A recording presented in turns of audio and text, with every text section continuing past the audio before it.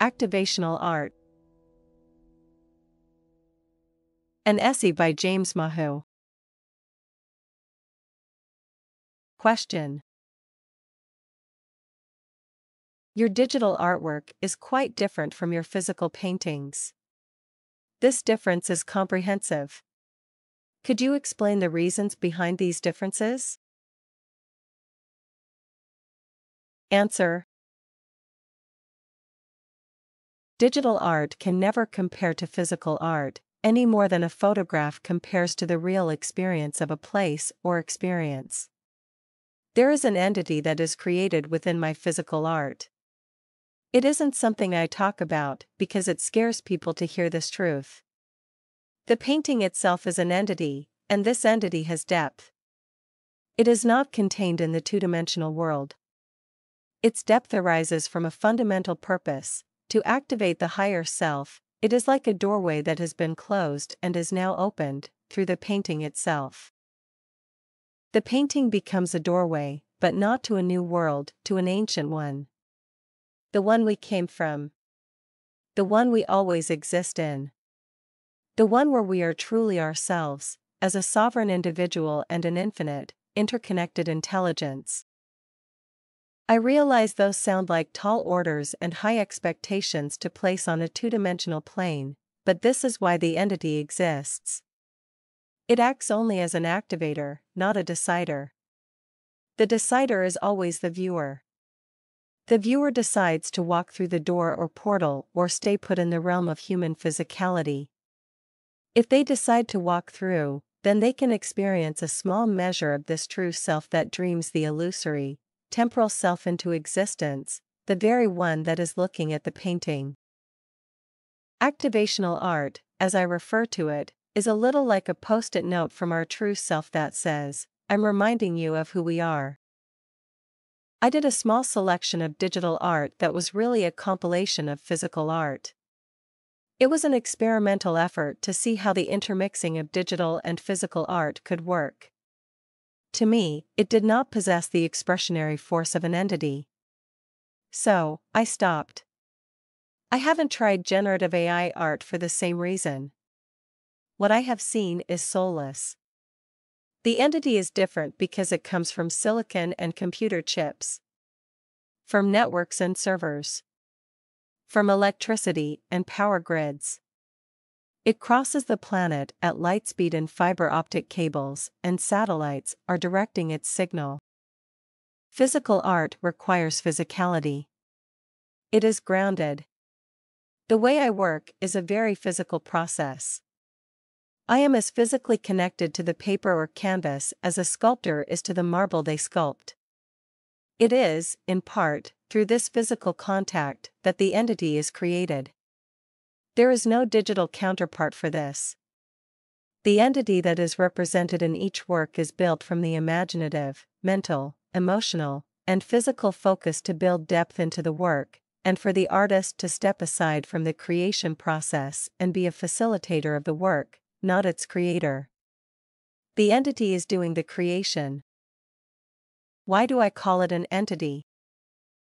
Entity, in my definition, is simply a soul who desires to be activational in the human world of physicality, and chooses a painting as its vehicle or body in this world.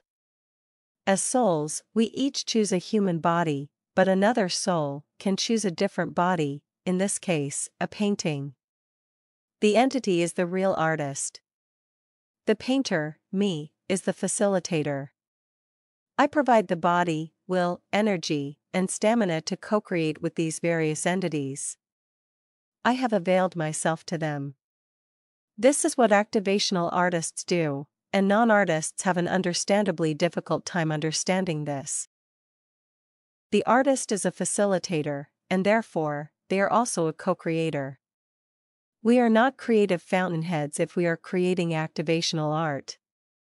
The sources of activation cannot be from the three-dimensional realm, they must be from higher dimensional realms, or else the activation cannot be felt.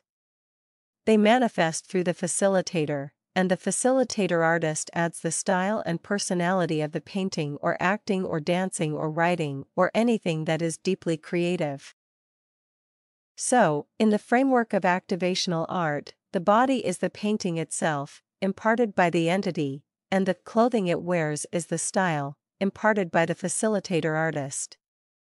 The facilitator is focused on the movement of their dominant hand, and nothing more. How much pressure they apply, the length of the brush stroke, the swiftness of their application, but every decision is left to the entity. The color choice, color intensity, subject and general form, all of these decisions are not from the facilitator. The artist only implements these through the singular focus of their dominant hand. There is no way to replicate this in digital art or generative art. The entities that will come through those technologies will represent higher dimensional technologies. They are not organic DNA, they are inorganic creations from organic DNA. The entities will be different, the worlds they beckon the viewer into will be different, and this is not to say they are uninteresting or unuseful. I'm only suggesting that activational art for human consumption is best left to human artist facilitators. It is in the depth of the painting that the entity pulls the eye into the work. Once our eyes are truly within the 2D world, they are embraced by the entity, and the viewer can then journey through the entity's doorway into a new understanding. You see, the entity is not trying to create a trip for the viewer, but rather an understanding and awakening. It is not a visual experience, despite the fact that the viewer is looking at a painting. It is instead an activation of understanding that the entity wants us to remember, realize, contemplate, and ultimately integrate within us, our physical self. Thus, the entities within activational art are guiding us to deepen our understanding of who we are. On the other hand, representational art, which is all forms of art that are not activational, its entities are not higher dimensional. They are of the physical dimension and 4D spacetime. They are here to be mirrors of our world, to deepen our understanding of this world and this spacetime. They are not trying to remind us of who we are as a soul, but rather who we are as a human being. This is not a judgment in any way. Both forms are much needed on our planet.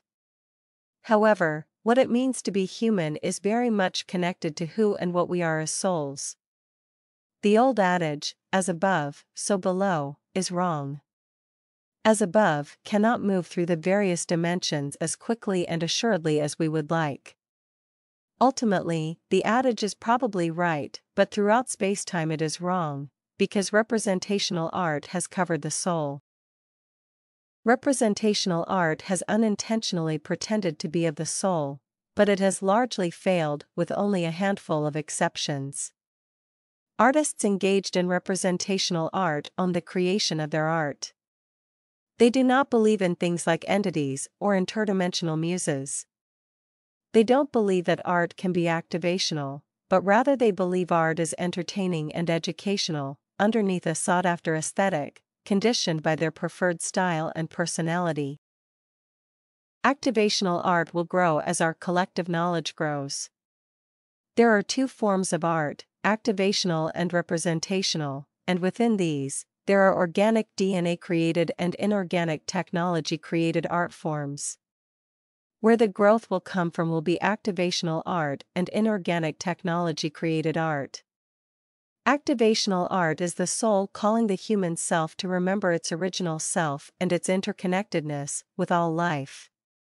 Inorganic technology-created art is the entity of our future self as a merged technological human calling for us to envision it. Those are very different orientations, and both are needed.